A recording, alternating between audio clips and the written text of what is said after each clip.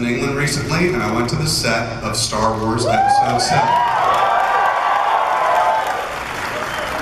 J.J. Abrams was very kind. He sent me an email and said, "Hey man, I was thinking of you. Why don't you, how you doing, man? We started the movie. If you're ever in England while we're shooting, why don't you stop by and say hello and stuff?" And we were just heading out to England with the Jay and Silent Bob Get Old Hollywood Babylon podcast tour.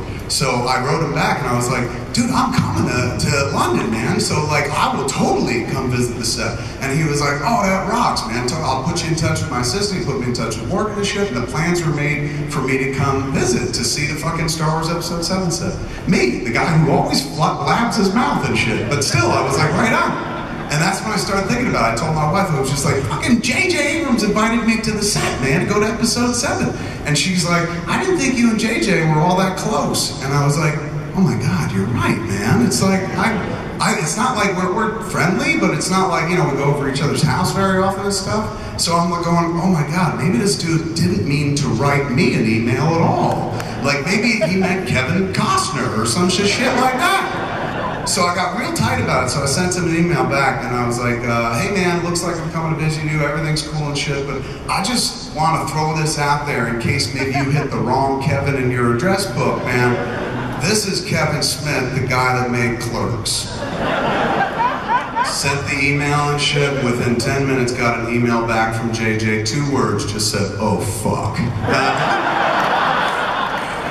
So they didn't cancel me and they let me go to the set for Star Wars Episode 7. I've talked about other places, so I'll do a truncated version of it for you here. I've thought about it a little since it happened and since I spoke about it that first weekend. You can probably see it somewhere online. But in a nutshell, I signed an NDA, non-disclosure agreement, not allowed to say a lot of the things that I saw, so I've been very careful about the things that I've said and whatnot. When I first got there, you walk onto the lot at Pinewood Studios, you get to the Lucasfilm offices, there is a sign hanging up where they make you sign the NDA. There's a sign hanging up, looks like one of those old World War II posters, you know, propaganda posters. And it features like Captain Nita or Admiral Piet from, you know, the Imperial Starbridge, bridge of the Star of the Executioner or whatever. Two Imperial generals, one going like this.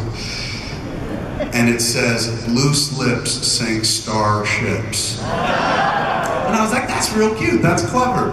And JJ's assistant was like, "He hung that up just for you." So I was like, fair enough, fair enough. So I signed a bunch of shit, said I can't tell you what I saw and stuff, but I'll kind of work around it to tell you what was there. What was there, honestly, was absolute magic. Ladies and gentlemen, I've been, you know, doing what I do for a living, sometimes well, sometimes not well, depends on who you ask, for 2 decades now. And when you make the sausage, when you get to see behind the scenes and whatnot, it's not as magical anymore, I'll be honest with you, man. Like, I don't view movies through the same prism most people do. I don't view them as like, I would do that better, because I never would do that. Most movies I watch and be like, how'd they get that done? You know, I'm still fucking amazed 2 decades in. But 2 decades in, you know how movies come together. It's like knowing how the magician does the tricks. And even though you can enjoy a good stage show, at the end of the day, you know, it's movies, it's your job or something like that. So that's the prism through which I view most movies. That's why when movies capture my imagination or heart, like the Marvel movies or something like that, or fucking, you know, Batman movies, that like takes me back to a place where I'm like, oh, it thrills me. There's something inside that'll still fucking thrill me. So when I went to that set, man, I went like in a very clinical directorial fashion. I'm a guy who works in the movie industry and stuff, and I was lucky enough to get invited to the set of a sequel to a movie that when I was a kid, I was absolutely in love with. Those movies defined my childhood and stuff. So for me, I'm like, this is great, what a cool opportunity. But it was all here. Everything so far is in my head, my very clinical head and stuff, and I'm going, this is cool, I'm gonna go to the set, I'll see JJ, I'll see if they're making the movie, how they're making the movie, this is gonna be neat. And it was very superficial, so I get there, and it's a real world, you know, they had sets. It wasn't like a series of blue screens with somebody standing in front of like a coat rack and they're like, that's gonna be a fucking snow walker. You know, it's actual tactile set. I walked on a set that will actually be in the movie. One day I'll see the scene and be like, holy shit, I was there. I touched the walls of the, and I almost said it, but I touched the walls of the fucking thing. So I was on the set, I saw costumes, I saw, you know, artillery and shit like that. I saw things that, you know, I loved as a kid. It was interesting, man. I was walking across the set and I was like, this is great. He's getting it so right. Like, all the elements were right. It looked like J.J. Abrams had the best set of Star Wars figures ever and was making the best possible movie one could. So, you know, still, very clinically, I'm like, this is cool. Good for him, man. I like him. He's a real cool guy and shit. And he's trying like a fucking motherfucker to make a perfect Star Wars movie. So, you know, I'm like, this is neat. This is all great. Look at you. And I'm going down the list. You got this. You got this. This is so smart. Who's not going to go see this movie? Still very clinical about the whole thing. Still enjoying it on a professional level and shit. Then JJ told his assistant Morgan, he's like, take Kevin to stage M. And I was like, right on, we're going to fucking stage M, man. So, off to stage M, don't know what's on it and shit, but like, you know, I'm sure it's gonna be more Star Warsy and fun and whatnot, and I'm gonna be like, wow, this is all neat. Same way, right now, everything's cool, man. You take my pulse, it's normal. My heart's just beating normal and shit. They get me to stage M, they open up the doors, I walk onto the door, the set of stage M is dark, but you can see there's something fucking huge there and whatnot. And there's a guy, British guy, because it's all in England where they're shooting, right? British guy on whose job to watch the set. And he goes, do you want me to turn on the lights? And it was so creepy, I thought I was like in a castle movie and shit. Because we were in England, I was like, yeah, fucking please turn on the lights. And he turns on the lights, and it's not just the lights, you know, on the stage. All of a sudden I see a giant set, and what's the lights he needs are the lights inside of what looks like from the outside, the Millennium Falcon. Now, it's on a movie stage, so from the outside it doesn't look like the Falcon as we know it in the movies, but the shape of it and shit like that, I see these, the doors, the opening doorway, the landing, the door platform, walks up onto the Millennium Falcon. I see it, so I'm like, oh shit, that must be the Millennium Falcon. I read online that people have taken pictures of it being built, and here it is and stuff. So I'm looking at it going, that's real cool. And Morgan goes, do you want to walk on it? And I go, oh fuck, yeah, absolutely. What a kick that'd be, man. Like, I ain't baked, I wish I was, because this would be amazing.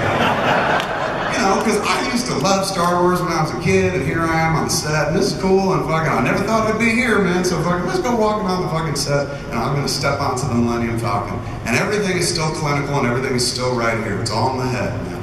And then I take one step on that platform. That same platform that when I was a kid, I had a small version of this fucking shit that was like my best friend in the world. I slept with it and hugged it because it was like a $35 toy. My parents were like, you better fucking love that. And I loved it, particularly in my teenage years. But the Wookiee did not win, I assure you. So there it is, man. I had that Millennium Falcon as a kid, and many times I walked my figures up the platform and stuff, closed the platform, picked it up, and sailed it through my house and whatnot, made my own version of a Star Wars movie, probably like a Kevin Smith movie, nothing happened, they just talked to each other a lot. But still, I have my own adventures and shit like that. So, first step on the landing platform, the walk pad. Fuck, I can't even say it. Pathway. What would you call it? Ramp. Apparently I smoked ramp away. It was worth it. Anyway, so there I am, first step on the ramp.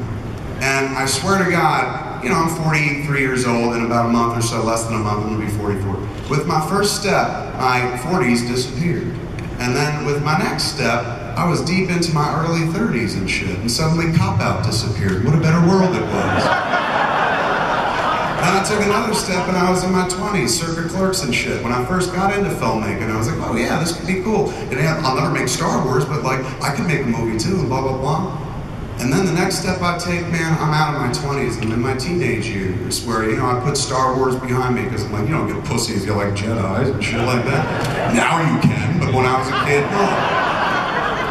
And then one more step, ladies and gentlemen, on the ramp of the Millennium Falcon, and I was 7 years old again. Fat little Kevin Smith, 7 years old, watching a movie called Star Wars and falling in love, starting a lifelong love affair that triggered my imagination. I played